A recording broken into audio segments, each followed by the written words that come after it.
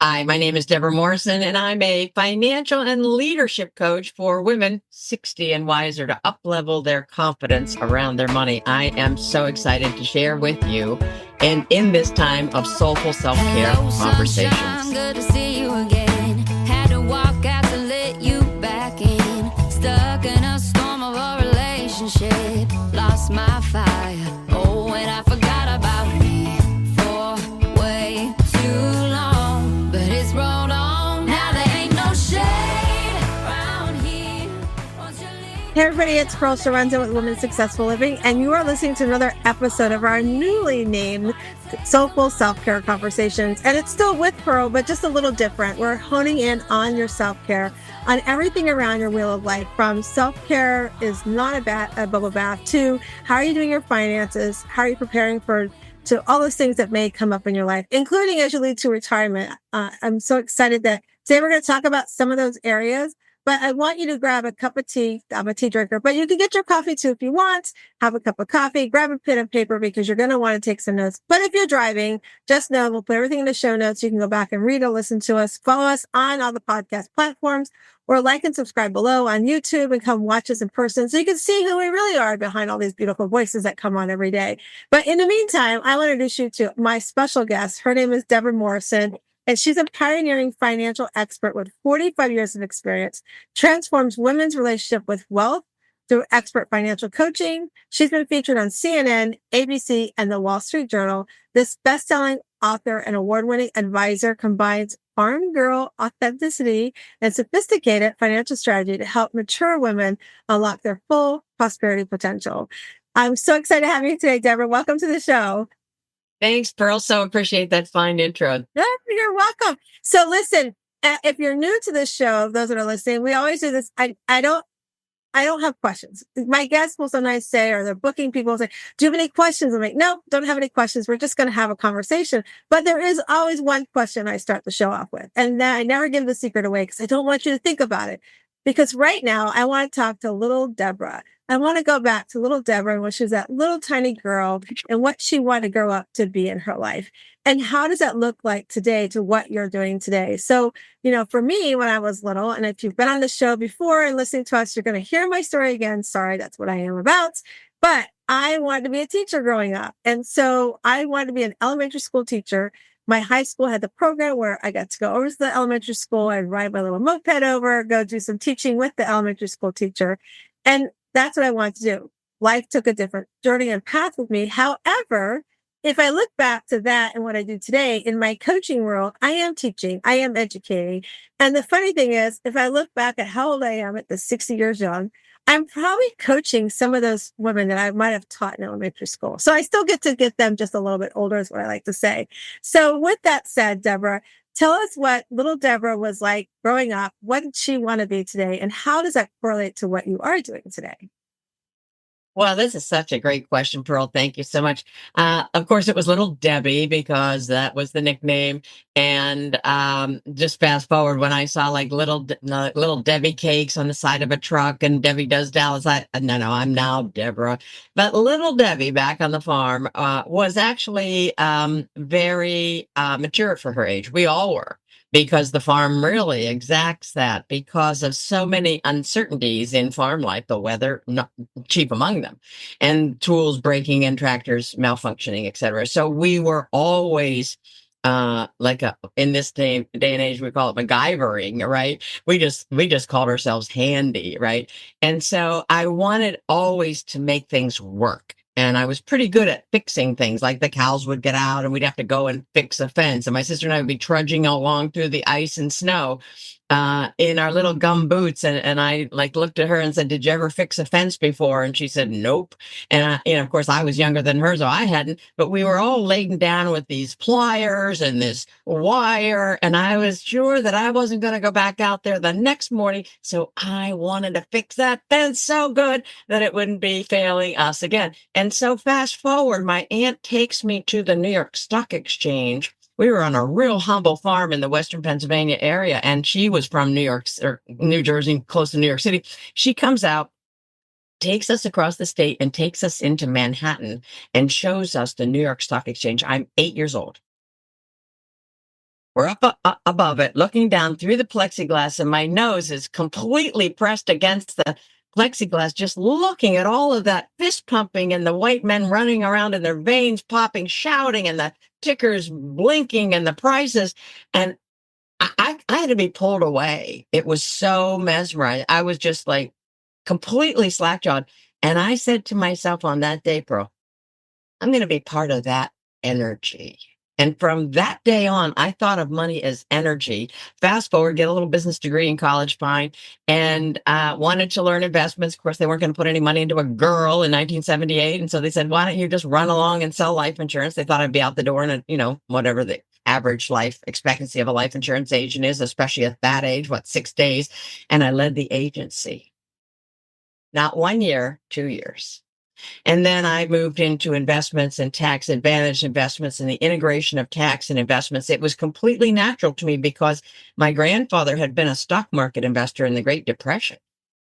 And he had given us shares of stock. And I remember looking at his hands trembling as he handed me some shares of stock. And he said, Debbie, don't sell these until you have to. He was not an emotional man. And I saw this hands trembling as a piece of paper. And I thought, oh, that's not just a piece of paper. So I was always intrigued with stocks. And I was always intrigued with how to have people work smarter, not harder. We worked hard in the farm.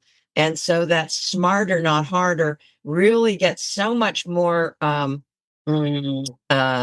test fuel, if you will, and the propulsion is so much greater if, in fact, you plan. And so I became a financial planner, and I managed money for 34 high net worth clients for 42 years, and now hung up those tennis shoes, sold the company in 2020, and now I'm looking, Pearl, to up level mature women's, which I call 60 and wisers, money knowledge, their confidence, particularly because we've been horribly socialized. Don't worry your little head over that, Betty. Bob will handle it. So I'm out there disabusing women of some of that what they were taught, not their fault. Yet it's high time we get the truth about money and formulate our own or our own strategies for financial security. I love you paint such a great picture. So those who are driving, I'm sure you saw that little girl with the nose against plexiglass going, I want to be part of that energy. I mean, it brought me back to when I was 19 years old and I had just moved in with my husband and my uncle. When I met my husband, I already had plans to go to New York to visit my family in upstate New York. And I remember him calling me when I was in upstate New York. He's like, come on, I'm taking you to the city. I'm like, Uncle, I don't have money to go to the city. I didn't bring that budget. You're coming with me. Okay, fine. So we went, it was around, Halloween. And so it was the craziest thing. My uncle, I'm not exactly sure what he did, but it was some sort of investigative work. So, he went in there. We went into this one restaurant. It was a restaurant that one of the Rocky movies are filmed. It was an Italian restaurant. Remember, we walked in this restaurant.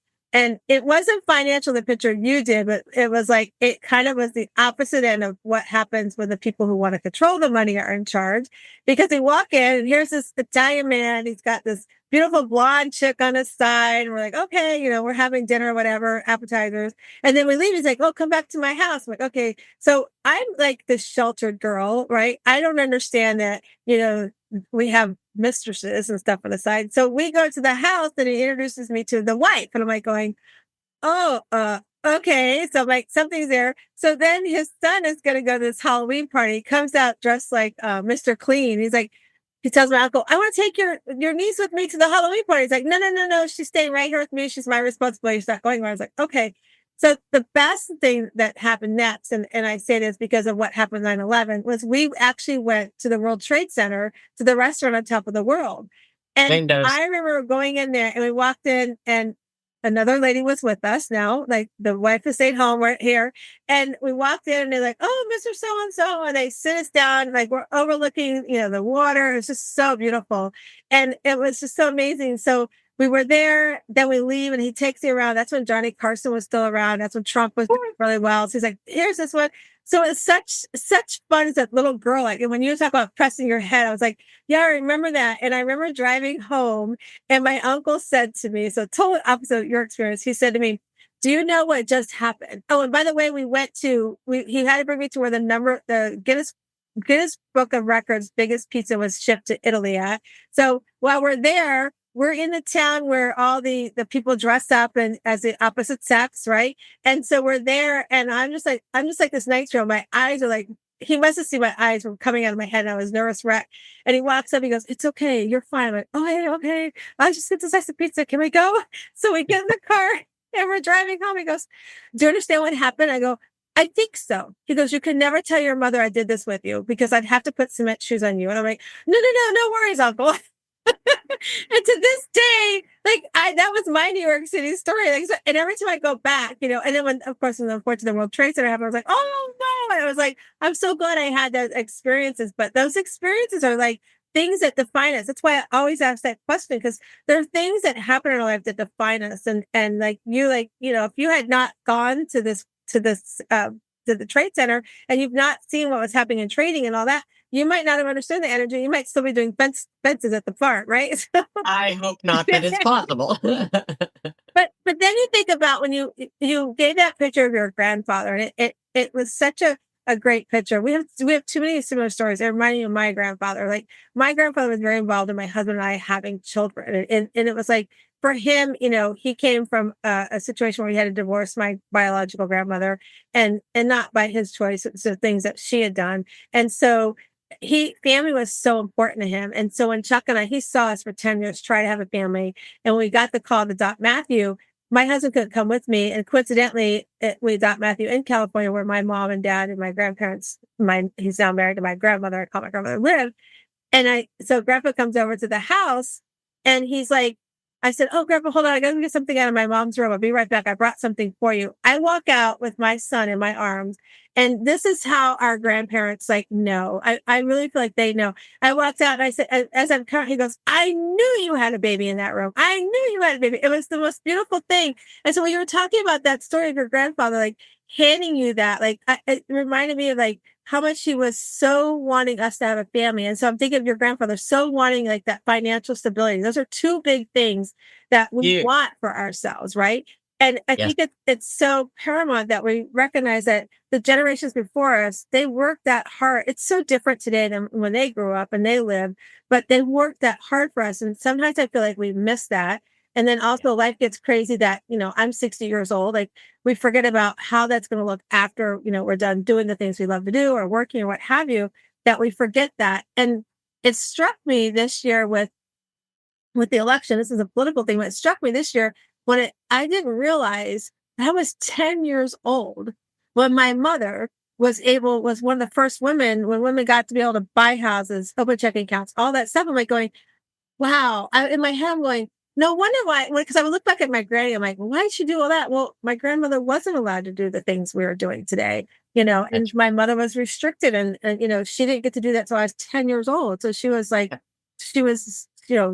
not even almost 30 years old when she got to do those things. So it's so different. And so you were talking about the financial piece, I remember, and my husband showed me today, he's like, this is where everything's at. We're involved in everything together. But many women still to this day don't do that. And they don't know what that, that fixing and being that money energy is going to look like when they are leading to a retirement and living at 60. I remember I interviewed somebody about talking about the mindset too, about the mindset around not just the money, but enjoying retirement. What do you want to do in your retirement age? So walk us through that. I love that you've built a successful business and you've did very well with it. And now you see this need. And I often talk on the show, when we find something that we see as a need and we have a tool that we can help somebody. I'm so glad, Debra, you're the example of being we have to pay this forward. We have to share and not keep it to ourselves. So talk to us about how that came about for you and how are you doing that today? And we'll go in more about that too. Sure. And I too, I wasn't really thinking, I was thinking how can I retire now? I mean, I'm so filled with energy, and I also have quite a bit between my ears, and that book knowledge, interesting, but that personal knowledge, that hand in hand with my clients and through the foreseen and the unforeseen. That's what separates the wheat from the chaff in my upbringing. And so what I was really so impressed with. I knew that from a book language. I got the certified financial planner. I got my master's degree, and yet when I saw people be dealt a premature death or the death of a child or early onset dementia, when they had the plan on which they could fall back and say, okay, it's not happening exactly as we planned. And so here are a couple levers we're going to pull in adaptation of where we are now. That is so much more freeing, and it ensures so much quicker and less angst filled success, Pearl, than having no plan. And so when people talk about, this stock or that stock, and I don't blame people for talking about investments, because a lot of the financial news is about the price variation every, millisecond in this stock or that stock. Well, that's interesting. But really, at the end of the day, what we want to wrap our head around is the gamut of financial planning, and most principally and prioritized area is risk management, Pearl, because I say one lawsuit can ruin your entire morning. So here we are, a lot of do-it-yourselfers over here, myopic about the Bollinger Bands and the 200-day moving average. And they would come to me, do-it-yourselfers, very smart, typically on investments.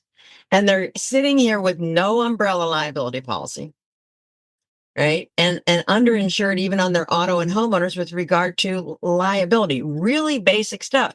And then, by the by, didn't have adequate life insurance in the event that either of the people, if they were partnered, or the individual, if they're caring for someone else, would have not, handed their survivors a horrible situation. Now, remind yourself, I was in practice on 9/11. Yes, I was. And I was right across. That was the only time in my career I wasn't completely self-employed. I was a partner in a billion-dollar firm. And actually, that I had just joined the firm, and that night, September 11th, was supposed to be my come and kick the bricks of the new firm reception, September 11th. So the tragedy struck. We all went to the hospital, gave blood. Useless. Everybody was dead. We came back, and 4 white men all looked at me in unison, and we are like, what are we going to do? Because these are people in our very community of our office. And they all said in unison, they pointed towards me, and they said, Debra, we're going to give pro bono service for a number of survivors for 1 year, and you're the partner that's going to do it. Now, I had just merged my firm. There's so many new things, and holding my clients' hands to come in and maybe deal with the junior advisor. It wasn't easy just joining a new firm, a lot of moving parts. And now I'm tasked with this work that was just unprecedented. The tragedy was unprecedented. We couldn't wrap our head around it for weeks, months, and maybe not yet. And yet, in the same instant they said that, I knew I was the person. So I began dealing with survivors. I had 7 widows, 1 widower, and a 12-year-old orphan. I worked with for 1 year, got their plan together, and thanks be to God that the government came in with the fund, right? Because these were young people and they didn't have their stuff sorted out yet. So I've given speeches over the years, what Wall Street won't tell you. And what Wall Street won't tell you, just to get me cut right to the last chapter of the book, right, is that we want to plan first. See, Wall Street is manufacturing products, and they're pitching their products because they're making a commission on the buy and the sell. They call it in our business the round trip, right? You buy a stock, you sell a stock, and you're getting gouged a commission. At least you were in the old days. Now you can do most of that yourself without a commission. However, this was a principle lost on so many Americans, that the plan itself, however skeletal, however basic, serves as such a solace, especially in the unexpected moments in life, which are the most daunting, of course. As you're talking, and you talk about the unexpected moments of life, that's like, you know, the if I go back to when we're trying to have kids, like the cost of, like, back then, in vitro, everything. I remember going to the pharmacist, and I was like, I'm here to pick up my meds, and like, that's $12,000. I'm like, Okay, I gotta call my husband because I wasn't planning on that. And then, and then having to do the research. Okay, so the doctor, we found a place that you can order it online with all that stuff. But and then fast forward, you were talking about the things, the unexpected things. We when our kids were little, we had the life insurance, but when they turned 18, we didn't continue it, right? And so when the unfortunate passing of my son 2.5 years ago in a car accident, I mean, it was, my husband, myself, my girlfriend, somebody from the funeral home came and she lost a child as well. Lisa and I both say to each other, we hate that we met the way we met, but we're really Yes. good friends and it's not a friendship we wish we had. But I remember sitting there, it was myself and those two women and my younger son, Nate, who's, like 2.5 years younger than he was 20, 21. And then my husband, we were sitting there and they're going through everything. This is the pre-stuff. This is all the stuff like to hold the thing and the food and da da da da. And then the next thing that they come in and they tell us, so this is the casket cost and all this stuff. I mean, you're in the sticker shock because you don't have that money. You did not, who thought you're going to outlive your child? And we're Catholic, so we're sitting there and I was like, we just, deer in the headlights. So I remember my husband and I go out to the car and we're sitting in the car and I looked over at him and he knew that cremation was not something that I want. Like that's, and we just looked at each other and he's like, and I'm like, I know, I understand. And I said, I just have to absorb it. I need to process it, the shock of all of this. And then I said, we have to call my mom. Like we have to call my mom and let my mom know because of her Catholic faith and all this stuff. And, just wanted to like give her advance. There was some other stuff too, like whether or not we'd be able to have an open casket, things like that. So I remember calling my mom and telling my mom. Now, my mom and I have had a strained relationship, and I believe God works and does things the way he's supposed to because we were working on our relationship.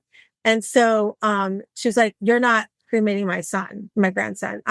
She had just gotten a settlement. So she decided to give us, and we're like, Mom, we can't pay it back. We're not in a position to do that. And she was like, you don't need to worry about it. All of that stuff. So, we're so blessed that we didn't have to do that.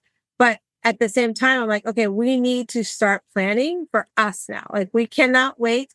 My husband's 64, gonna be 65 this year. I'm 60, gonna be 61. Like we have to start planning. And it's, there was a big eye opening for us. Like, wow, what do we do? And so that whole process. But I remember the next day, my younger son and I, we had to go to the to the tow yard to get that personal stuff out of the car. And he picked me up part way, and we're driving there. And he's like, Mom, like, what's that highway robbery about? I'm like, what are you talking about? All that money, like, and you got to pay it all up front. And he just going on and on. And I looked at him, I go, well, son, really, we should have not stopped what we did for you and your brother. We should have kept that life insurance going because we would have been able to fall back on some of that. And also, this isn't like going and buying a car where you can make a car payment. And because if you don't make your car payment on time, they're not going to unbury you. So he's like, he actually goes, I didn't think about it that way. But so what you were saying is, you're right. There's things we don't think about. These unexpected things come up and to be prepared. And, I'm thinking like that 60-year-old woman, that's at home and she's listening to us right now and hearing us talking. I know that there's still some people out there that have no clue what happens in their financial world in their family. Mm-hmm. And I know that that's still existing today. And so like, how do you help them understand? I'm going to go back to something you said when you're telling your story when you're a little girl. How do you help them to find that energy with their money? Oh, that's a great question. Well, first of all, no one is really liking to play a game they don't know the rules. No one likes to get into a conversation when everybody else knows the vernacular and talking about it, and you're so far outside, you don't even understand the words they're using. Such that I translate finances into English, bro. I bring in analogies to make money and money jargon less jargon and more about the money, more about the fact that this is a tool. This money is a tool, merely a tool. And so when I make analogies to women in particular, like you got a big spice rack or a big cabinet with spices, and there's a lot of wonderful spices, but you don't put the vanilla, however pure that vanilla is, you do not put that in a pot roast. And however great that cracked pepper is, you do not put that in a souffle. And so various spices, no matter their worthiness or their expense or their level of purity, it does not fit in with all of your goals. So I then say, since the last 80 years, when we've been measuring the performance of various large asset classes, bonds, stocks, real estate, stocks have done rather basically twice the return, 8 to 10% over the last 80 plus years than bonds. Bonds, 4 to 5. So the point is that if you have a duration, a target, or whatever you're looking for as your goal or series of goals, which I want you to have a number of goals. And so I have a beautiful goal timeline, and I just put vertical hash marks along a horizontal line, 0 to 12 months, 1 to 3 years, 3 to 5 years, 5 to 7 years, 7 years plus. For any goal 7 plus, Pearl, we want to be in something like stocks or real estate where there's an appreciation potential for our capital in addition to a dividend check. Because if we simply move and put our monies for retirement invested in bonds because the TV pundits were saying stocks are risky. They said the R word about stocks, but they only said one R word about stocks at the exclusion of talking about the return that the risk is the currency for. So risk is the currency for return, but the women haven't heard that. All they've heard is that's risky. You can lose your shirt, all of your money, and bonds are safe. Let me tell you, bonds are not safe and stocks are not risky. They're both overstatements. Can you make money in bonds? A small amount, yes. Can you have them as anchoring in your portfolio for a balancing effect? Yes. Should you send a bond to do a retirement job if it's 7 plus years out? No, no. And so if we match the spices in our spice cabinet with the recipe of what it is we're looking to bake or cook, then we're going to be much more pleased with the outcome. And so if you're looking at the recipe for a chocolate cake and you put all those good expensive ingredients and your time and mix it all up and you throw it in the oven and it calls for 350 1 hour, you put it in the 350 and then 10 minutes, you get real curious and you open the door and you pull it out. Not going to get the chocolate cake you wanted. And so we can't be invested in long-term assets like stocks and real estate and other things that actually take time to mature and whose price varies throughout that hold. But to look at that variation in the price, no matter how much the TV pundits are pushing that on us as news, it's noise anymore, Pearl, than we would if a realtor came and knocked on your door and said, "Oh, Pink Pearl, your house is worth $439,643," and you're thinking, where did they come from, right? And you shut the door. The next morning, you open the door. Pearl, your house is worth $473,293. You're not opening the door the third day. Why? You are not selling. That is noise. See, we understand logic in every other facet of life. If you have a kid or you have an imagination of someone's kid or your niece and nephew, you do not call the teacher and say, "What did Janie do between 10 and 10:15 today?" Who cares, right? So I think it's to reframe women's understanding about money. It is so common sense. And when that light bulb goes off, now we have a woman who feels quite strongly, yes, she does, that she can do this, and she can. She she needs to avoid all those commission hungry salesperson trying to shove another life insurance policy or high commission annuity down her throat sideways when it's completely unsuitable, and find a fee only fiduciary planner who will give her a plan first and then promulgate that with products that have a likelihood of her achieving those goals. However, she has and across whatever durations they extend.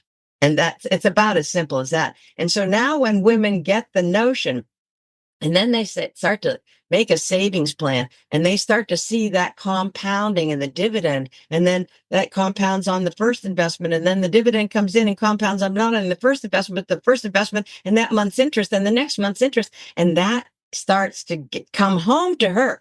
This is what they mean when they say we make money as we sleep. Yes, we do. But we have to start. We have to start small as you want and get that habit of saving for ourselves first down. I don't care if you're in debt. I have people come to me and say, "I have this much debt, so I really can't afford to invest." Actually, that is kind of an old notion. Okay. And a whole bunch of, financial experts excuse me, quotes in that talk about that nonsense. Here's the thing. I don't know how long you've been in credit card debt. Maybe a long time. So how's that working for you? Right? It's not. You keep having more debt and you keep thinking you're going to pay down your debt. And when you pay down your debt, you're going to start investing. Here's what happens. You're never going to change your behavior. The likelihood of that is slim to none and slim left out. What you're going to do is start a savings plan and you're going to put it, I don't care if it's $1 a month. And there are plans, ping me, I'll tell you about a plan. I don't get a thing out of it. $1 a month. You're going to put that in. You're going to see it on the computer or your paper statement, and you're going to see interest earn that on that. And then you're going to see the next dollar come in, and the next dollar come in, and the next dollar come in. And you're going to sit a little taller when you open that envelope and you see you have $5 worth of investments because now you are actually taking definitive action. And you know what this does, Pearl? It causes you to reshift. And the next time you're thinking about hitting buy now and deliver to an Amazon locker 4 minutes from my house in 12 minutes and put more on my credit card, you're going to think, wait a minute. How about if I take that $17.90 or $79 or $700 and put that into my savings plan? And that proof will help you change your pattern. And that's called behavioral finance. And that's how some people make wildly successful pivots in the mindsets that they have either been brought up with, socialized with, adopted on their own, or what. This is about me giving women the truths about money, and it's all rooted in common sense. And I have a blast doing it. And these women are forever changed. They never look back. I love that. I love that, first of all, I love your energy because we need to find energy around money. And you describe that, like, I can see the little girl still carrying through that energy and everything. I think it's a beautiful thing. And you're right. I mean, there's that mindset of thinking, I've heard many people say, I can't do that because I got to pay that off. Well, and so when you start doing that shift, it's so powerful.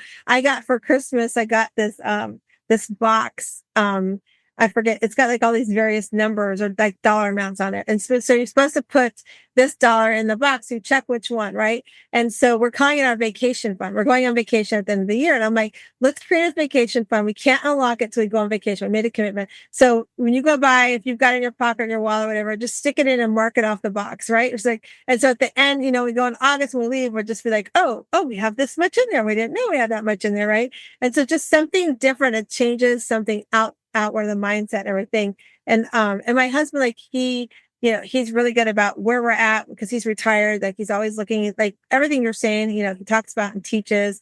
And we have boys. So it's been fun to watch our boys, like especially Nate now that he's married. It's like when they were living together, they had their own accounts. And so now they have their joint account with separate accounts. He said, so we made a commitment, Mom, then we put X percent goes into the joint one and X percent goes in, I think he said savings. And then the other we keep for ourselves for our fun money. I'm like, well, that's a great plan. It's a good plan. You communicate it. You guys have walked through it together and everything. So then it was cute because my daughter-in-law was like, yeah, I went to Costco and I wanted to get me, I don't know if she said secret. She wanted to get something for herself, but she wanted to come out of the joint account. So she's like, she calls my son, do you need such and such? Because she's like, if I get it for him, I need it for me. I'm like, that's creative thinking. I was like, you are a smart girl. So be very careful though, because that can change the whole financial plan you have. So it's really interesting to watch how they're talking about that now, because we didn't, my husband was really good about teaching to our boys about saving and things like that. And I grew up in a household where barely paycheck to paycheck, lots of debt and everything. So I had that learned method. And so it's interesting. And when I watch, and I work with my clients, I always like to make sure when we look at the wheel of life, when we get the finance, I'm not a financial planner, but we need to make sure you've got that. Like, where do you want to go? What's it look like? We need to make sure you've got those mechanisms in place. But we always go back to mindset because I always say it's a mindset too around what you have. Because if your mind's not, clear on it, you'll plan to fail, and so I love that you help walk that. I love the analogy of how you help them rethink it and re-look at it because it is a lot of noise out there in the world. There's a lot of noise, not just everywhere. It's like, my husband had the news on the other day with everything that's happening in the world right now, and how people are standing in the corner yelling and this party, that party. And he had it on, I'm like, I need you to turn that noise off. I'm like, if you have that on, I need you to turn the noise off. And so it goes back to finance. Like you have to figure out how you turn that noise off so you can concentrate what is your goal. And I know that's what in talking, that's what you help your clients do is to walk through and find that goal. And you talk about, we talk about the losses and the widows and things like that.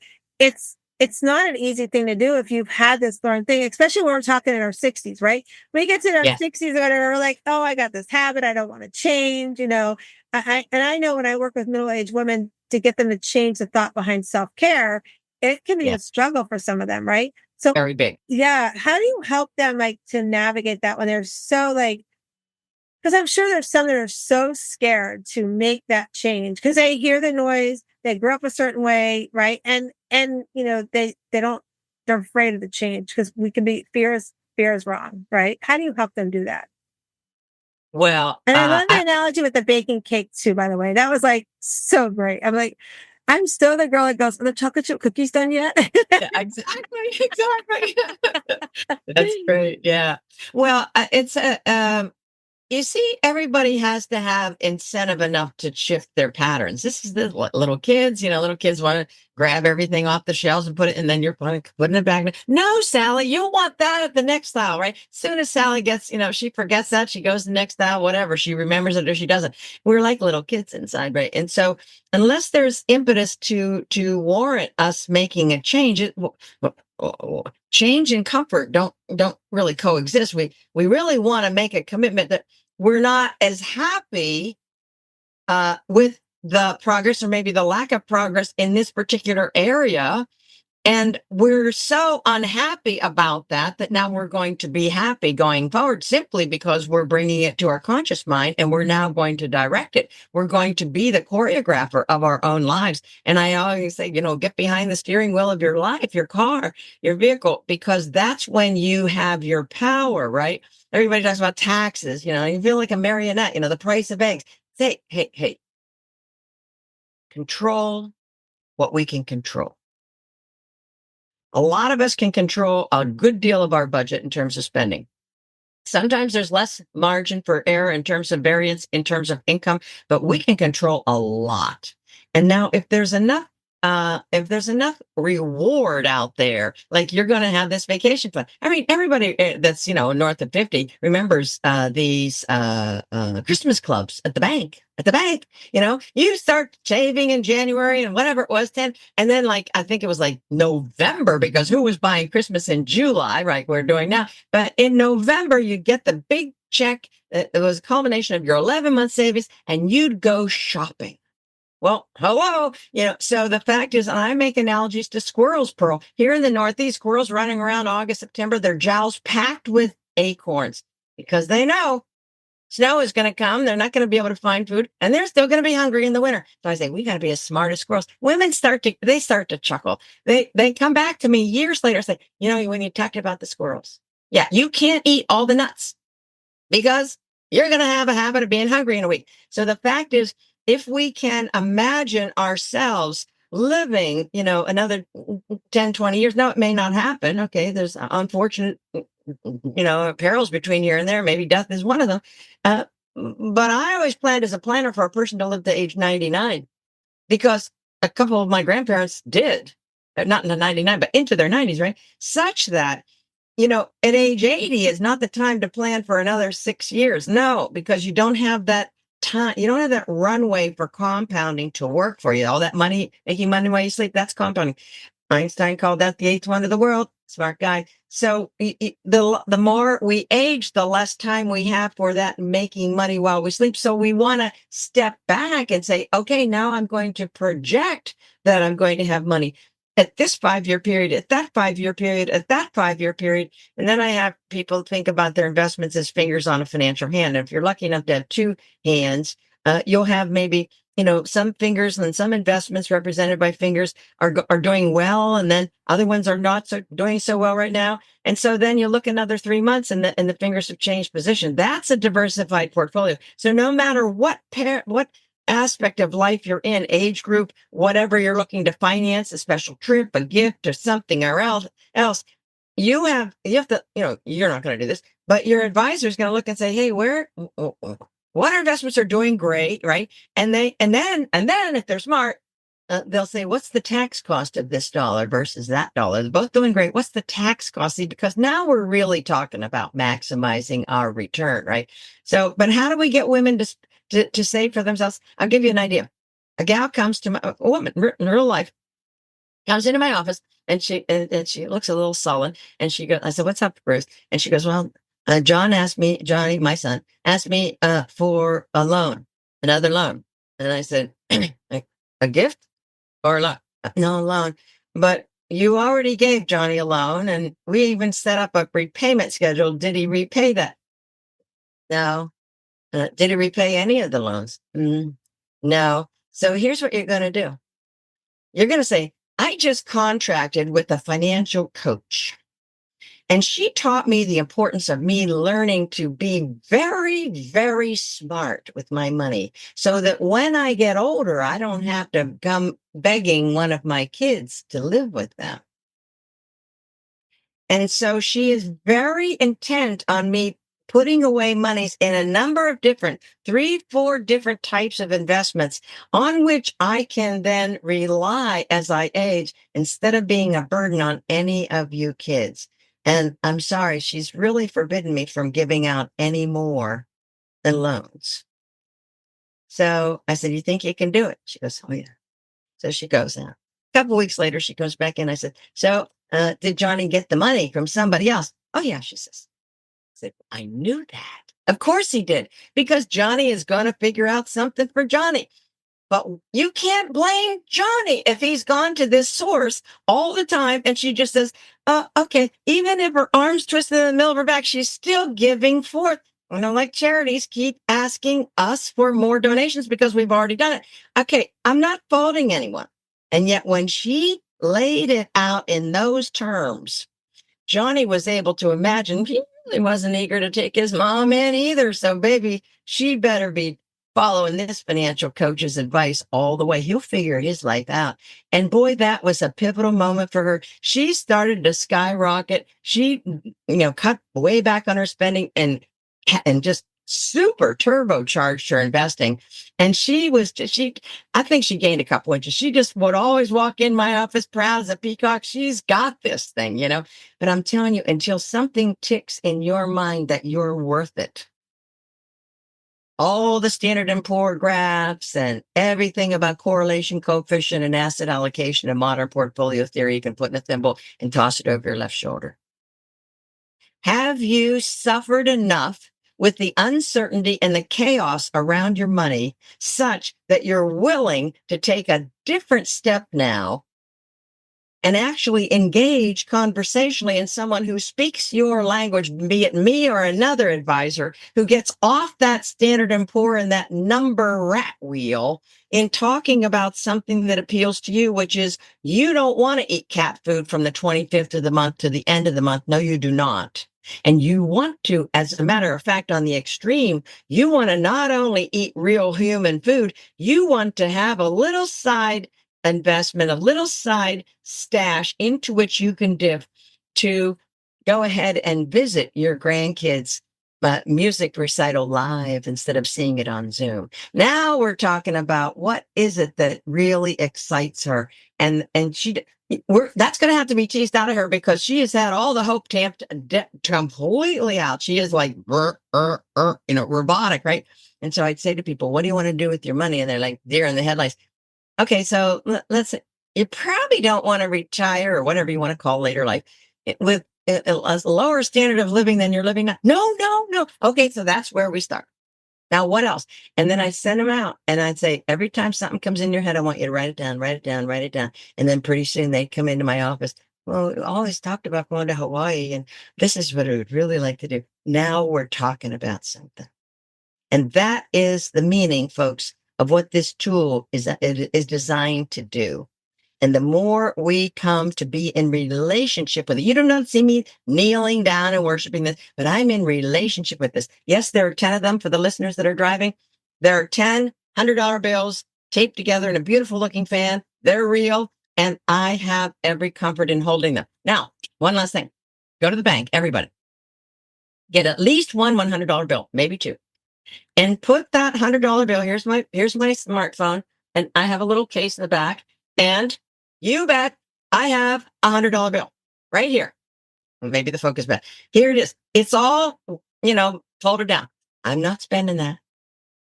But the feeling that gives most people when they have heretofore had a set point of a 10, that's just another zero. But the feeling difference when I'm walking around with 100, thank you very much. And maybe you go to the bank and get 200s. You carry one with you and whatever you're carrying every single day, and you tape the other one on the bathroom mirror, on the refrigerator or something else, and you are not spending it. You are looking at that as the tool, and you are asking yourself and anyone that lives with you and your friends, what do I want that to do for me? And now we're talking, Pearl, about a return on our life, largely facilitated and made easier by more of the greenbacks. This has been so much fun. I just looked at like, oh my God, our time is like just about running out. I love everything you just said because it's so true. It's that self-acceptance of our journey with the money. And then how can we make the change? What can we start doing to make it different? Whether it's like putting the $100 bill in our pocket so we walk and feel different, putting it on the mirror, all those things. It's so true. And also saying to our kids, it goes back to no is a complete sentence. You can say no as happy as you say yes. And saying to, that like she did to her son, and I always say it's always good to have somebody else to blame in your pocket. So I tell my clients too, I'm like, if you need to blame me because I'm telling you have to tell 10 people no the next week, then blame me. I don't care because I want you to learn and you have to do this to be the success you want to be. And so I love that you gave that analogy and tied it all together for us. So everybody's going to be asking like, how do I reach out to Debra? Tell everybody, we're going to put in the show notes as well. Tell everybody how they can reach out to you. And I think you have a freebie as well. We do. I believe I gave you the team at wecandoitwomen.com email address, team, like a team. We are a team, TEAM at wecandoitwomen.com. And the freebie I'm giving out is a not so obvious, because you know me, I'm outside the box, financial planning essentials. So obviously you can go on Google and you can go on ChatGPT and you can pull out some stuff from the internet. And yet this is my mind dump. This is my mind dump of, hey, what were some little blind spots of the do-it-yourselfers in particular that came to me right later in life? And what were some of the lesser known tripwires? And so I think your readers and listeners will find it helpful. I think there's a baker's dozen, 13. I would rather doubt if anybody has all those 13 nailed down. That's never been the case. So go ahead and be the first one. I'll be happy to congratulate you. But the not so obvious financial planning essentials, it's a quick little front and back, I think, and it will give you some little ideas. And not going to, take you around the base paths, but it gives you, oh my God. Oh, I hadn't thought about that. And now you're going to consult your professionals. And if you don't have a financial coach or a fee only fiduciary, no commission earned, that's the question you have to ask anymore, because people are calling themselves fiduciary. Then they open up a new company and they sell insurance and investment products on which they earn commissions. This is the question you have to ask. If I do business with you, Ms. Mr. Advisor, and I, at any point in our relationship, buy a financial product, will you earn as much as $1 or more commission on any of those financial products? Or will you receive a kickback and a referral fee to any of the professionals with whom I will work? The answer is a simple no. And if the answer is anything but that monosyllabic no, period, run for the hills, get another person who will answer you no. And now they're giving you advice from between their ears, which is identical to your goals. And that is, my friends, how you will progress the most swiftly. You don't want to pay your broker's boat payment. No, you don't. We're going to put that all in chat so you can get the book and everything. And it's going to go on there. So we're running out of time, but we've got to do our questions. So I'm going to shuffle the cards. You tell me when to stop, and we're going to have Debra answer the question. So tell me when to stop. Stop. All right. So yours says, how do I want to be remembered? Oh. Wow. Well, I want to be remembered as the person who did it after being told this has never been done before, and the person whose tenacity took her to all ends of the earth to think outside the box to come up with a solution because hopelessness does not exist in my book. Hopelessness does not exist in my book, and thinking outside the box. I love that. I love your energy. I love all the conversation today about money. I want to thank you so much for being on the show. And I want to remind our listeners that as you come into this world, you are a heart oyster on the outside. You've got a lot of things to do to open that up. But as you do, you're going to find your energy inside and you're going to find your inner pearl to greatness. And I hope you go out today and you have an amazing rest of your day and find a new way to think about money. Okay, if you guys did not get a ton of energy, I mean, I'm walking off of this episode with so much energy and to think about a different way of thinking about money as well.